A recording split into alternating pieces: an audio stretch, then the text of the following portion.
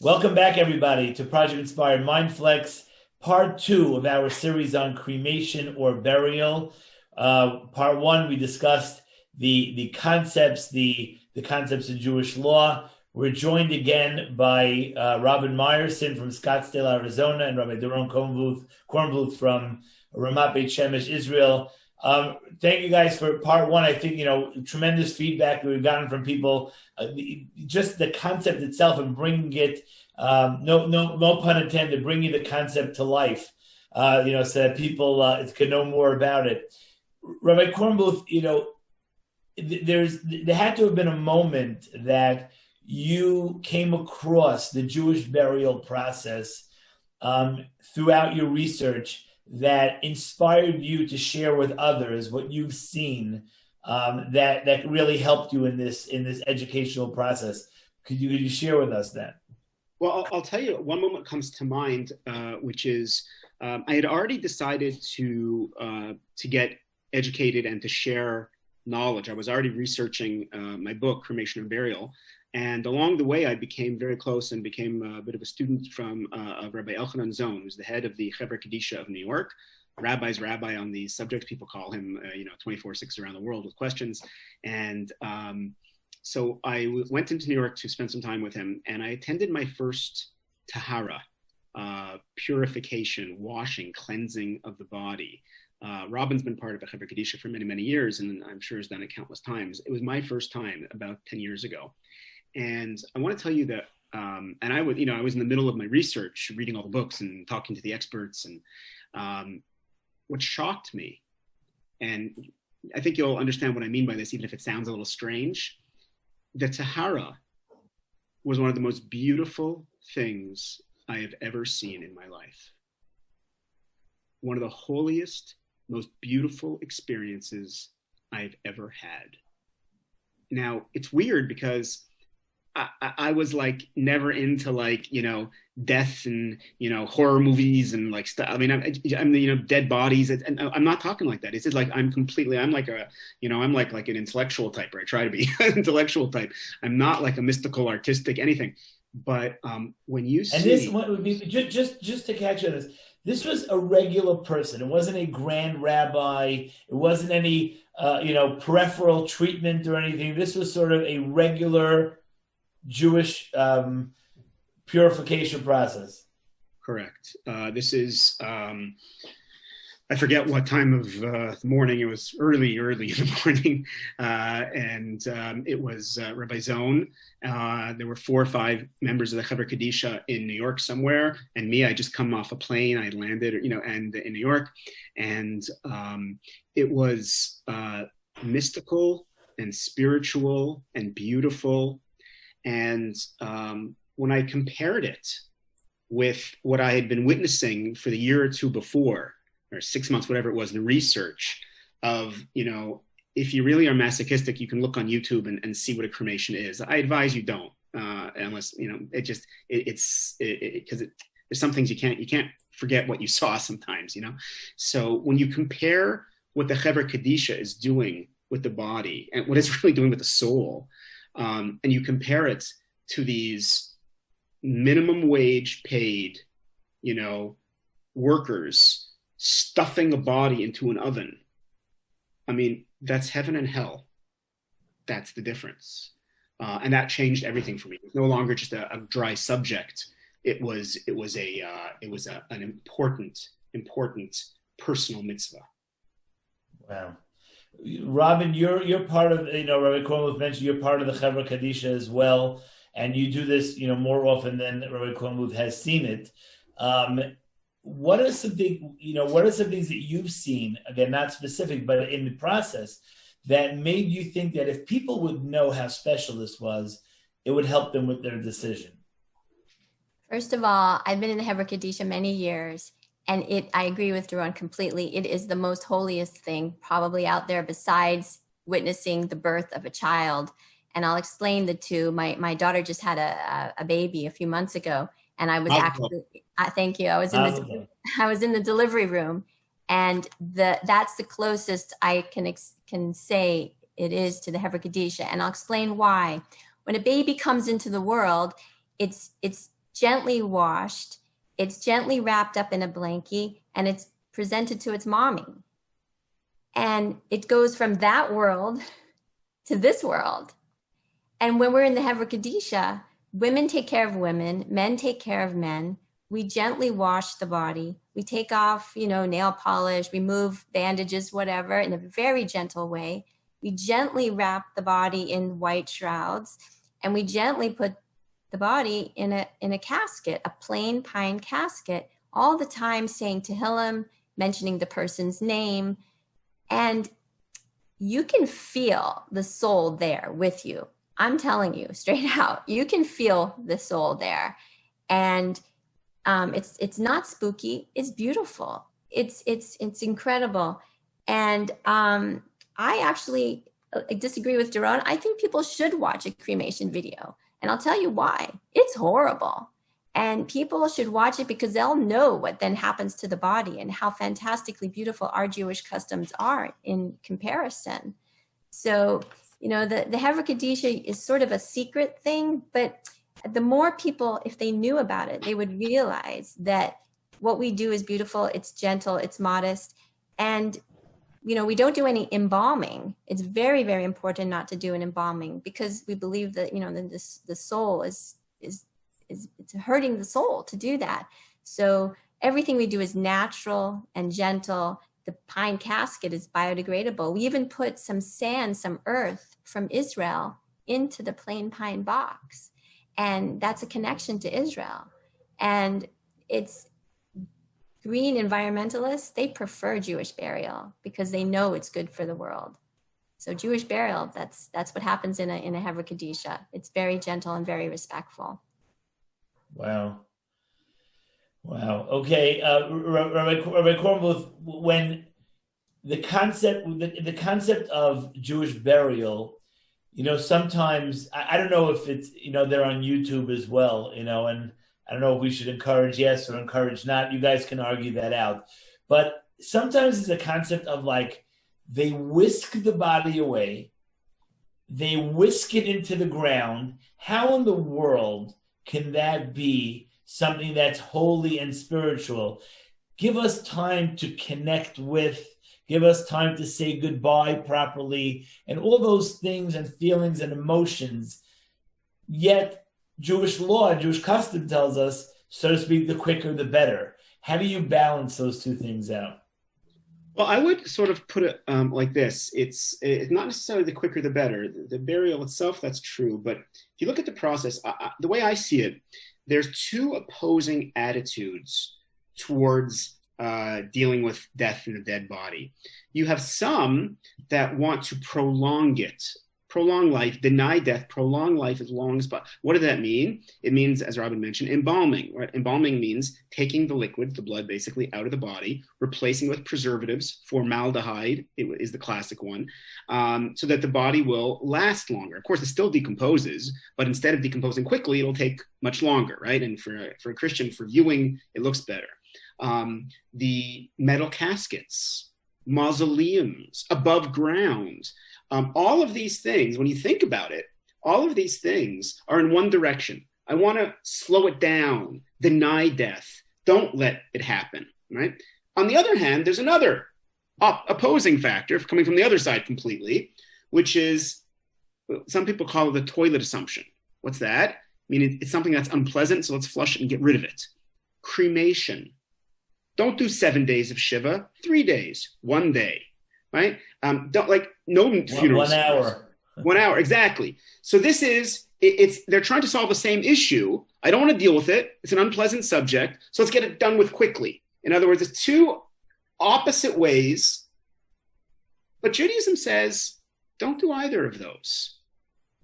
Accept the finality and the reality. 6 days a week, you work and you build the world. 7th day, it's not doing, it's being. You just accept God's world. Our whole life, we are working, we are building, we are changing. When the time comes, don't try and speed it up. Don't try and slow it down. Don't cremate. Don't do a metal casket. Just let the body down to rest. Let natural processes take place. People, the cremation societies, I have a pet peeve that they call themselves cremation societies because they are not, society implies a nonprofit, and they are not nonprofit. It's $1 billion industry. So they like to show that they're natural.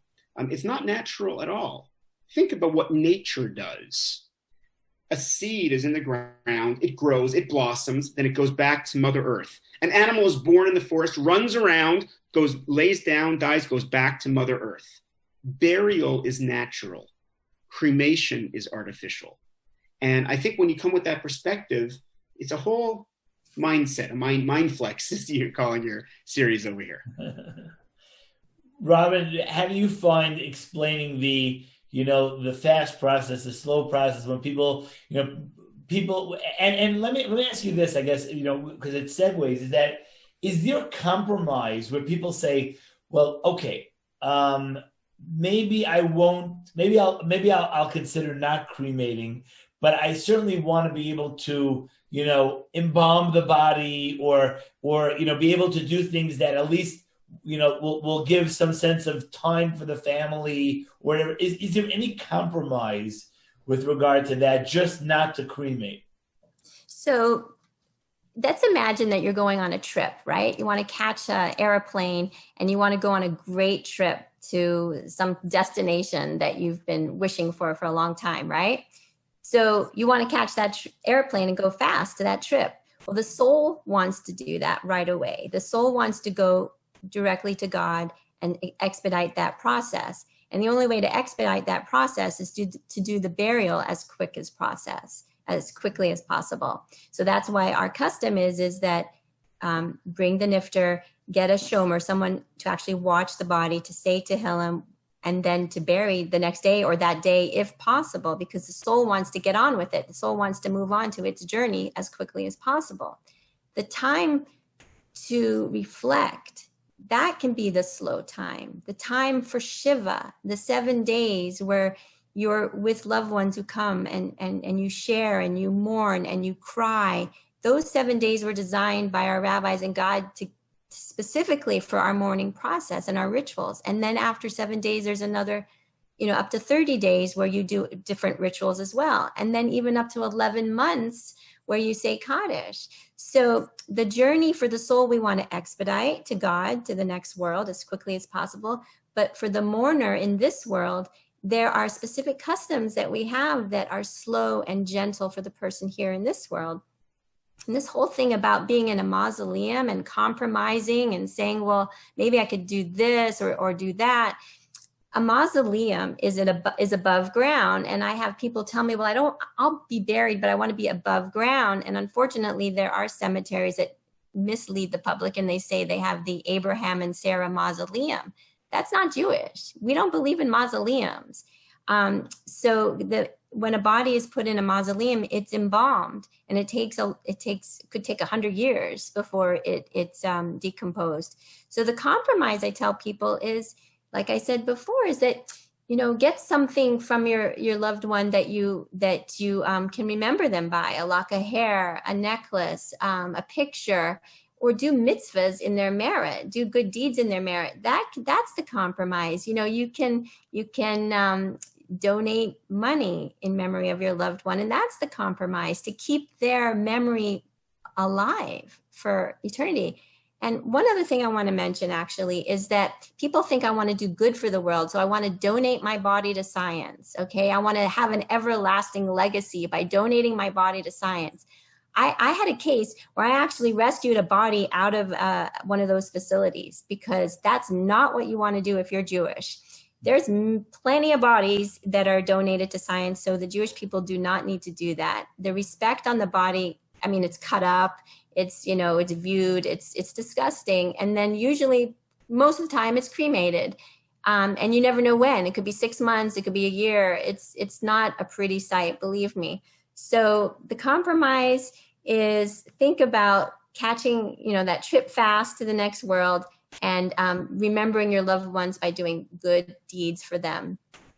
Rabbi Kornbluth, you and I live in Israel, and I think that, everybody's first reaction after the first time of being at a funeral in Israel where there's no casket can be shocking, right? Have you gotten questions about that, or people are taken aback by that? And what's your explanation in terms of explaining that process? So it's interesting. It's a very generational thing, the question that you're asking. Older people, yes, are surprised by it because they've grown up with caskets, and caskets seem like mandatory and necessary. Younger people may have been exposed to the green burial idea, where they don't do caskets either anywhere around the world. Green burial, environmentalist. It's actually a very simple concept to explain, which is that we do not want to have anything disturbing the natural return to the earth. And so, you don't need a casket. Obviously, they carry it in a casket around, but the casket isn't going into the ground itself. And the body's allowed to decompose naturally, just like every living thing. If a municipality requires a casket, and most places in the Western world do, then simple pine box, as Robin said, they even put holes in it usually at the bottom so that it'll decompose and disintegrate, normally in a normal way. There's one image that I sometimes share with people. The image is that, when you were 8 years old and your pet dog Spot died, I am convinced that your mother didn't say, okay, you bring over Spot and I'll fire up the barbecue. Right? I mean, like, you buried Spot, right? The point is that we bury treasure and we burn garbage. Just think about that, the symbolism. You don't burn things that you love. When you love something, you bury it gently in the ground. And I think that's an image that really can affect people. Robin, your thoughts on this? Duran, you read my mind about the dog and the cat, for sure. We don't do that. I want to add, though, also that people will say to me, I don't want to go in the ground because I'm scared of worms. And that means that they really do believe that something happens in the next world. So why would they be scared of worms if they don't believe that something really happens and that they're going to feel it in their hurt? So I tell them, I said, you know what, that's way more natural and organic than going into an oven and burning, and that has worked. People have changed their mind when I tell them the difference between the two. So, there's the natural way, the soft way versus the oven way. So that's definitely something that I tell people to do, to think about. Amazing. This might sort of like be next step to the concept that we've been discussing, although we definitely touched on it. But it would seem to me that at a time that people are emotional about a death in the family of a loved one, that they're more open to tradition and more open to doing things in memory of a loved one. There was a story that I heard this many years ago, and it's still with me. Is that there was a story told about a father who was very sick, and his secular Jew, and his kids were accountants. They were partners in the firm, and so they come to the rabbi with the following question, and they say, "Rabbi, our father was given 3 months to live. 3 months falls out right in the middle of March. It's right in the middle of tax season. There's going to be no way that we can actually sit Shiva, 7 days during tax season. Forget it. Can we sit Shiva for him now?" So the rabbi, who had recently taken this rabbinic position out of town, was beside himself with the question, and he told them he'll have to get back to them. And he's, pacing up and down the room, and there's a knock at the door, and the father comes in, and he says, "Rabbi, if you allow my children to sit Shiva, do I need to comfort the mourners?" Right? So it puts things in perspective with regard to, how bizarre, the question is. But, it must come up in this world where if people are asking the question of burial or cremation, etc., the concept of, the Shiva, and like you mentioned, the 30-day concept or the 11 months Kaddish. And how does one use the opportunity for people that are not necessarily connected to Jewish customs, the way religious people are, or grew up with this, or this is what dad said we should do, or this is what Gramps said we should do. The concept of doing things for people who have passed. This is something that comes up in the religious world, in the secular world. People want to know concepts such as, do loved ones come to family weddings, etc.? How do you put in perspective that the afterlife is something that you might not be able to see, but these are the myths and these are the facts? How do you differentiate, Rabbi Kornbluth? If you could start on that. Oh, what a good question. I'll tell you that I think if it's done right, the Jewish mourning practices, the traditions that Robin described very well, they speak for themselves. You don't really have to say, hey, did you notice how beautiful X is or how beautiful Y is? Like, you don't necessarily have to sell it as much as you think. It doesn't require, a sales job. It is a sales job. It's beautiful. And non-Jewish thinkers throughout history have commented on Jewish rituals like this and how beautiful and how cathartic they are and how building they are. So that's the first thing. The second thing, I think, is that if you were able to connect to somebody at a special moment, I don't mean special necessarily good, but at a touching, at a moving moment in their lives, that's a real connection. You ever notice how some people you can speak to every day for 10 years? A neighbor, good morning, morning, morning, morning, morning, morning. You have no connection to the person whatsoever. Another person, you're in line together for 15 minutes at the store, but you share something and you're connected forever.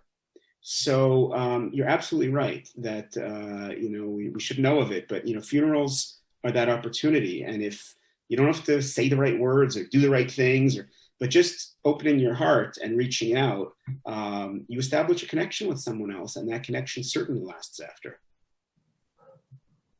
Robin?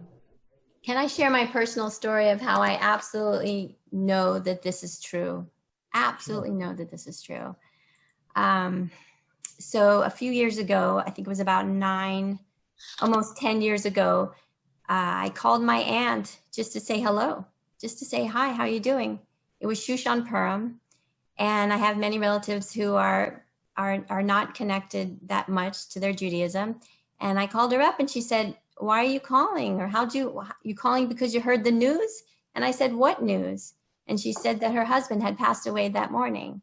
And I did not know. It was a complete coincidence that I was calling. And I said, oh my gosh, I'm so sorry. My uncle had just died. When's the funeral going to be? And she said, there isn't going to be a funeral. We're not religious like you guys. Everybody here in Las Vegas, we all cremate. And I said, oh my God, no, you can't do that.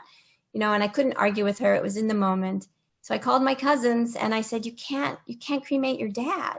I love your dad. You love your dad. Everybody's crying. They didn't know what to do. I called the mortuary and the cemetery and I said, here's a credit card. I'll pay for it. I'll take care of it. But I had no power. I had no power to do anything because I was a niece. And I kept praying for my cousins and I gave tzedakah. I gave tzedakah for my uncle's neshama that in that merit, that when they studied Mishnayos, the oral law, that my cousins would change their mind. And believe it or not, they changed their mind because my uncle came to my cousin in a dream and my uncle said, get me out of here. So my cousin agreed to change the plan and get him out of the crematorium, which he had been in for 2 weeks because it's not fast. And I went to the funeral, and at the cemetery, my aunt said to me, Robin, this is your calling. God is going to repay you. It was the weirdest thing to say at a cemetery. But guess what? At 45, 2 months after that funeral, I had a feeling in my stomach that something wasn't exactly right. I was pregnant. And fast forward, I had my son, my youngest son, on the exact 1 year anniversary of my Uncle Arnold passing. Now, if that's not real, if that's not the afterlife, if that's not measure for measure, if that doesn't share and tell the truth, that burial is the way to go, and that the souls in the next world know absolutely everything that's going on here. I don't know what else will convince you. Wow. Rabbi Kornbluth, You're not actually going to ask me to speak after that, are you? I know. They say, Rabbi, they say if you hate someone, ask him to sing after Pavarotti. Okay, like, what am I supposed to do after that story? Wow. I'll show you a picture. I'm guy. Wow. Okay. I do have a question, which is something that I myself, after my father passed suddenly, did not have any questions about burial and cremation, but there are so many questions and question marks with regard to customs of the mourning process. There are so many customs, so many differences of opinions. People who might be less connected to Jewish concepts and Judaism itself could have questions. How could it be that this one does that and that one does this, and this one considers this a ritual and that one considers that a ritual? Is it all about whatever makes you feel good, or is there a method to the madness, so to speak, when it comes to the mourning process? Me or Robin? Go ahead.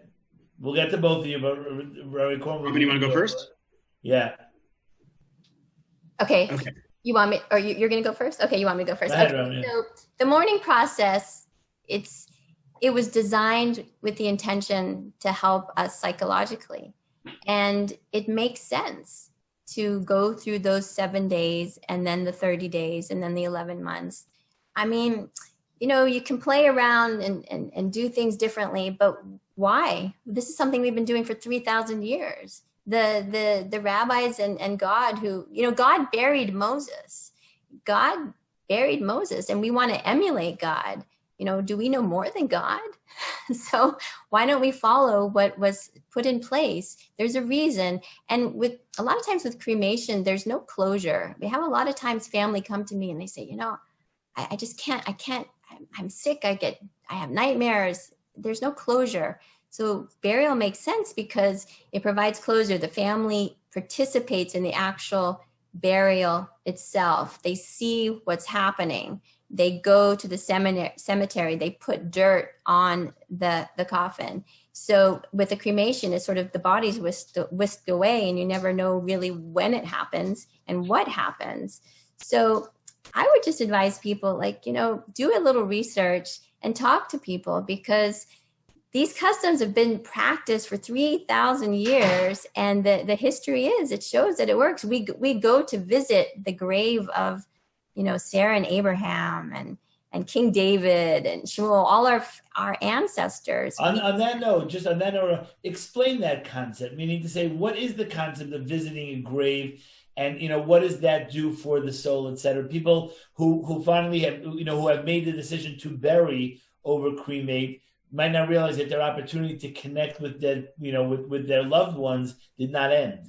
So there's this concept that part of the soul goes to God, goes to the place, but part of the soul actually hovers at the cemetery. That's why a cemetery is called a Beis Chaim, the land of the living.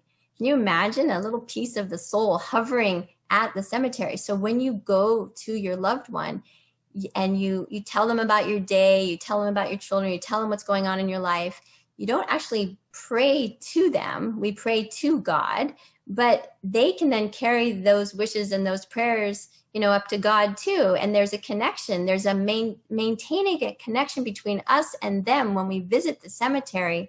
And that's why we're respectful when we go to the cemetery, and, we put in the sit-sits and stuff, like you said earlier. So it's amazing to me that we can go to the actual sites where our forefathers are buried, because we believe in it so much. You can go to Europe and all these famous cemeteries. And that's why, even though we are transient today, we have brothers and sisters and parents that live in, Florida and New York and California, and all the rest of it. We don't buy large burial plots for 20 family members like we used to, decades ago.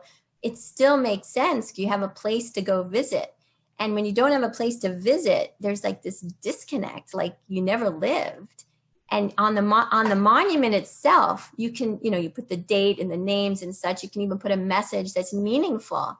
I had a person who was in the Holocaust, and he wanted to be cremated because all of his relatives perished. So he thought he should be cremated. And I said, no, you live.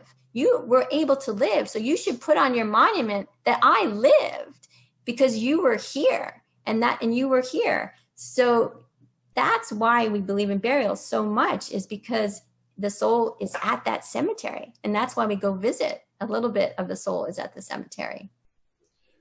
Robert, we different customs we were mentioning in terms of like, is it just what makes you feel good, or is it, or there are differences of opinion, or is it, how do you explain all these? So I'll give you an example. I believe this dates back to a rabbi called the Chasam Sofer, but I'm not sure exactly. And he described Jewish customs as kind of a costume, as what you wear. In other words, if you imagine, a North African rabbi from the Middle Ages, Maimonides or something, it's the long gown and the turban and all that kind of stuff. And if you imagine a Polish Jew, he's got this hat, and he's got this shirt and these pants and those shoes. And if you imagine a Russian, it's different. And each costume, each set is beautiful and meaningful and works. But the Chasam Sofer, the rabbi explained, but if you start picking and choosing, well, it's going to do the Russian hat and North African pants and and the Polish thing and the French, it just looks foolish. It makes no sense. The traditions are meant to work together. In other words, it doesn't matter what particular traditions, and most Jews, 95% of it is all the same. The laws are basically the same. Some of the traditions about exactly what you say and what prayers you say, and those can be a little bit different. But it doesn't really matter whether it's a Moroccan custom, or it's a Syrian custom, or it's a Polish or a German or a Russian, whatever it's going to be, whatever specific Jewish tradition you have. There were 12 tribes of Israel, not one. All different variations, right? As long as you're living in that one tradition, that one set of customs, it's beautiful and it works. Picking and choosing is not necessarily the best idea, because you might be missing the most important parts, and it doesn't really make sense. In terms of the cemetery, something that Robin made me think of. Have you ever been in a room, like you're in a party or something, and someone walks into the room, and the energy of the room changes immediately? People have an energy. This is not just a new age weird aura thing. It's people have an energy. You can kind of sense up or down. Exactly right. And so that energy lasts. It's connected to the grave.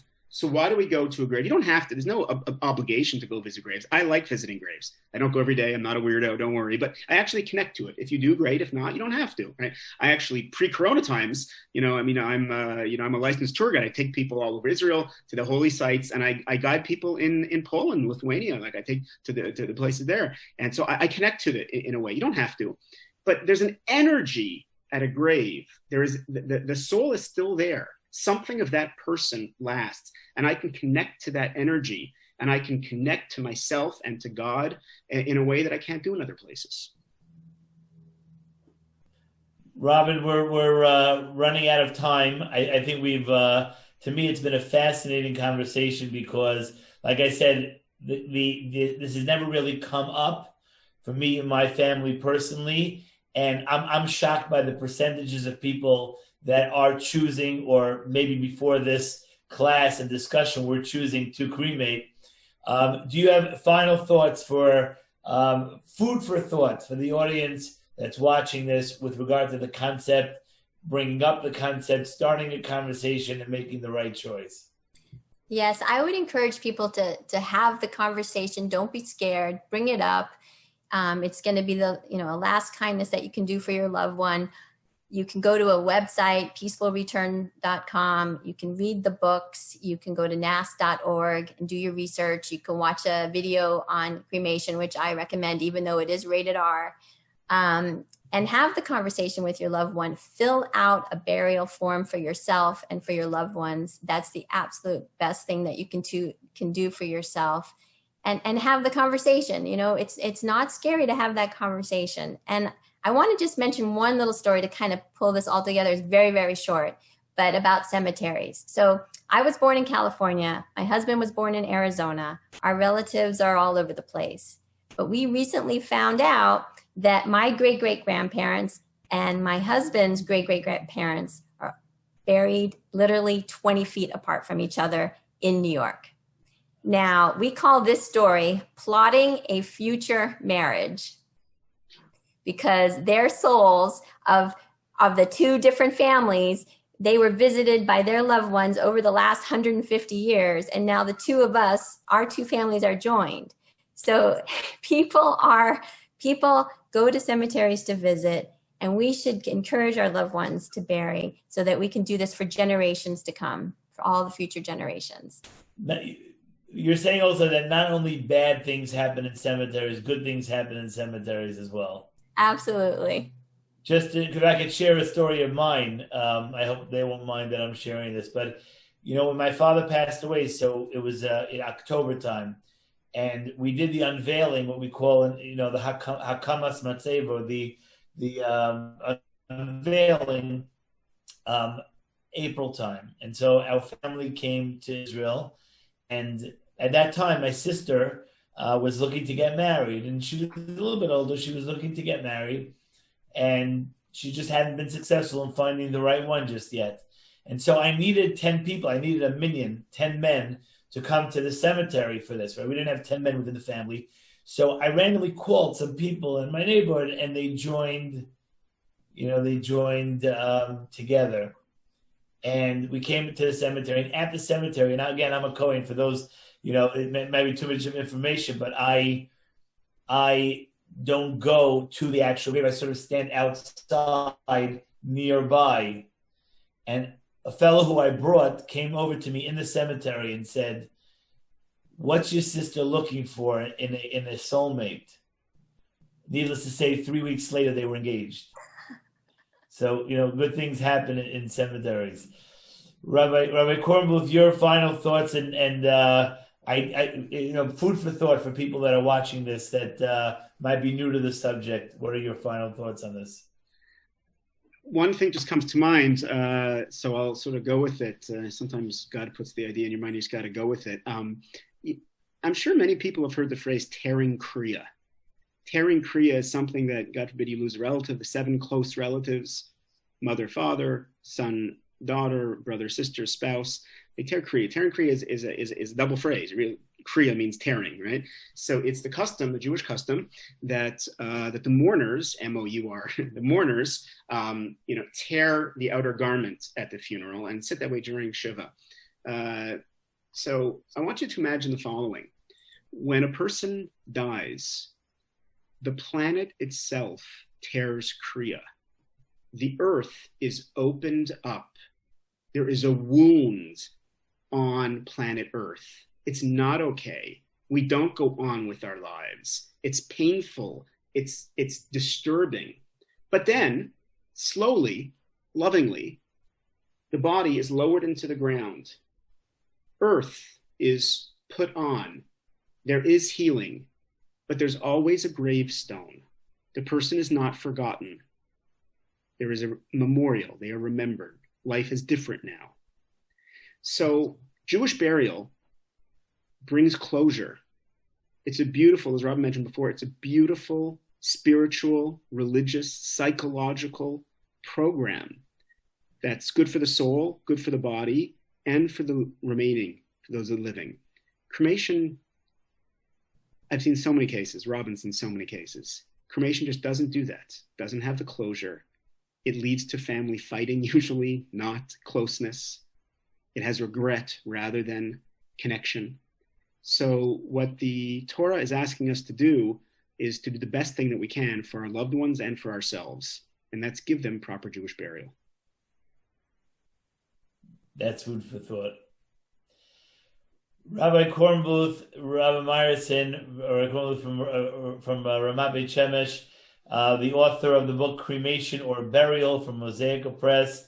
Rabbi Meyerson, the author of From This World to the Next from Scottsdale, Arizona. I want to thank you both for really taking the time to be with us and to explaining a topic that I feel, you guys put the information out ahead of your times, which now is becoming a really relevant topic. And I thank you for what you've done for the Jewish people in these writings and in your educational material that you put out and the sessions that you give. Thank you very much for joining us. Thank you.